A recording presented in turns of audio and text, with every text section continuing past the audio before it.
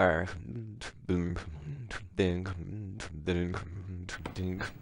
teman-teman, kembali lagi di channel Pendapat Joseph. Hari ini adalah sebenarnya sudah cukup terlambat. Maaf, karena ada beberapa hal yang harus saya lakukan yang cukup bersinggungan. Maaf, minum kopi dulu. Sampai minum kopi pun harusnya pagi dan atau siang. Biasanya saya jadwal minum kopinya 2 kali. Itu terhambat karena saya cukup ngantuk juga kemarin, ada beberapa rutinitas.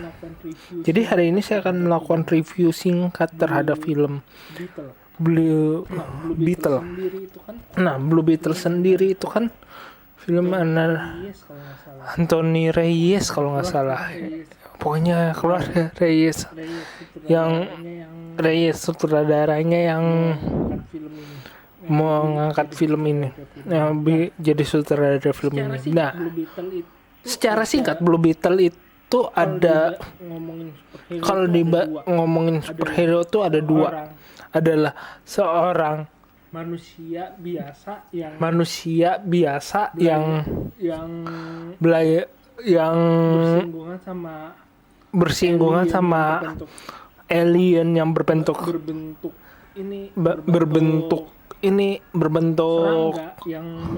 serangga yang menyusup ke tubuhnya, terus melakukan kayak fusion, kayak pergabungan, terus jadi seorang superhero serangga yang mampu menciptakan alat berteknologi tinggi, yang juga mulai dari senjatanya tuh terimajinasikan. Jadi teknologinya itu kayak menyul. Teknologi yang ada di dalam serangga itu bisa digunakan untuk menjadi senjata atau kemampuan sesuai dengan imajinasinya si penggunanya. Dan itu yang digunakan di film ini. Walaupun kalau kita lihat post kreditnya ada pengertian kedua, Blue Beetle itu kayak ada orang yang nggak menggunakan serangga teknologinya tingginya itu, alien itu, tetapi dia mengembangkan nama Blue Beetle-nya itu dari kemampuan dia menciptakan senjata.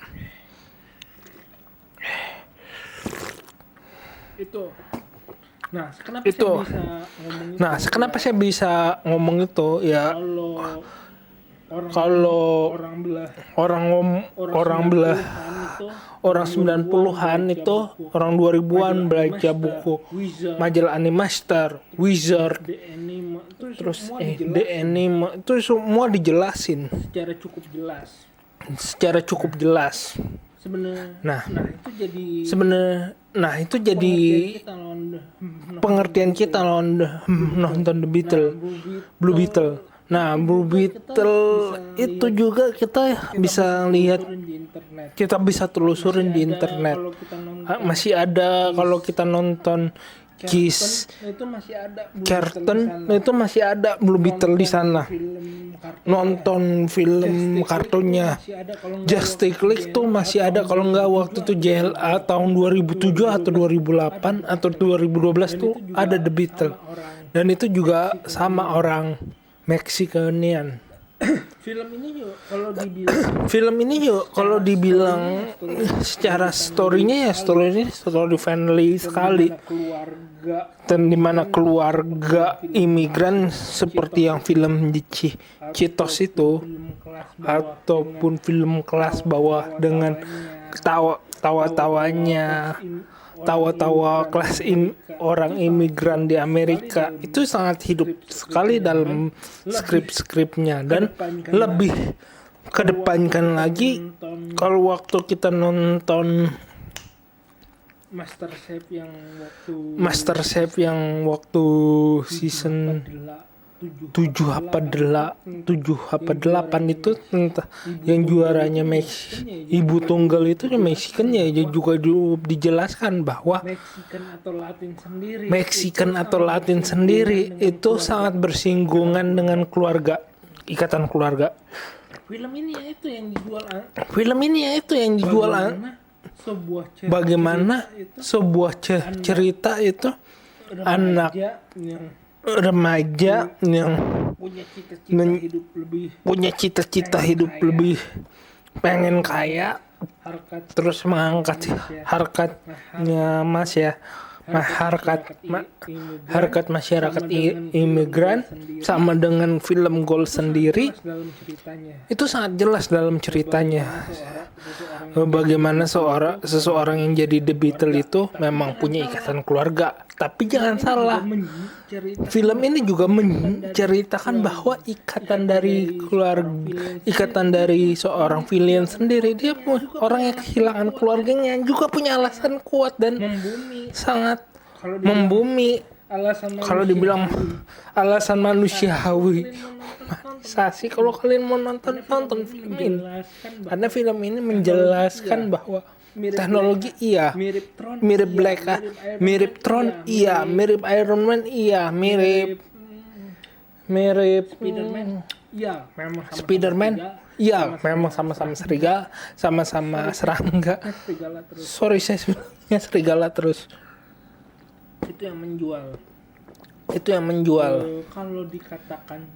Kalau dikatakan mirip, film ini mengutip semua film pasti mengutip. Bahkannya dalam dialognya pun menyinggung beberapa superhero sendiri yang di DC. Ya seperti itulah semua film yang hidup dengan simbol remaja menurutku harus dibuat sebagaimana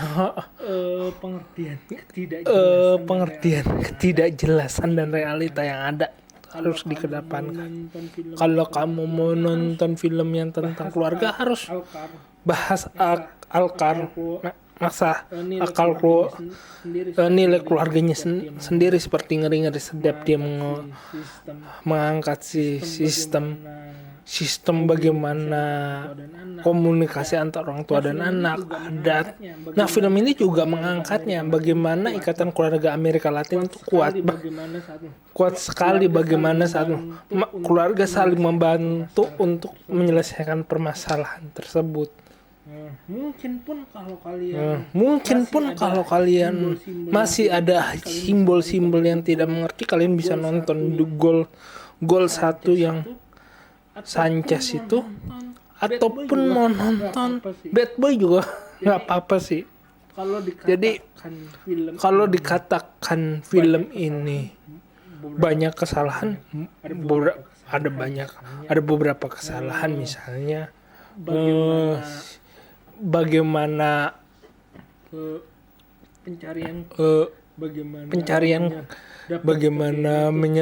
dapat kerjanya itu tidak dijelaskan secara gamblang, ataupun sebanyak kita lagi ngebangun permasalahan yang tokoh yang cukup dewasa tiba-tiba langsung dihadapkan dengan kekuatan superhero.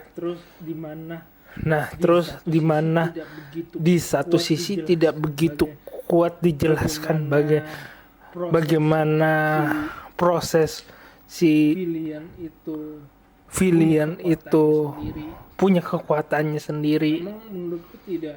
Memang menurutku tidak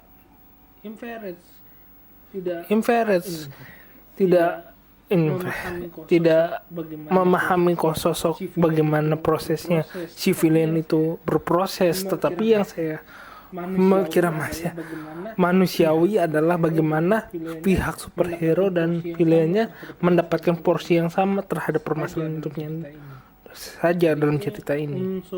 Jadi itu unsur yang menurutku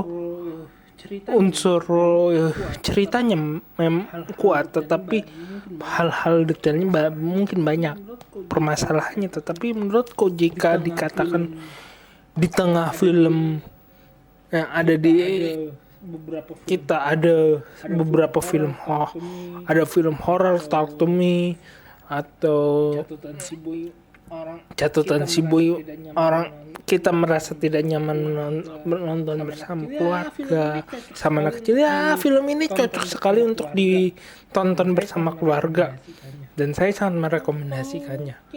Mungkin cukup sekian dari saya. Kurang lebihnya mohon maaf. Jika ada kesalahan, ada kritik dan saran, tulis di komentar. Jika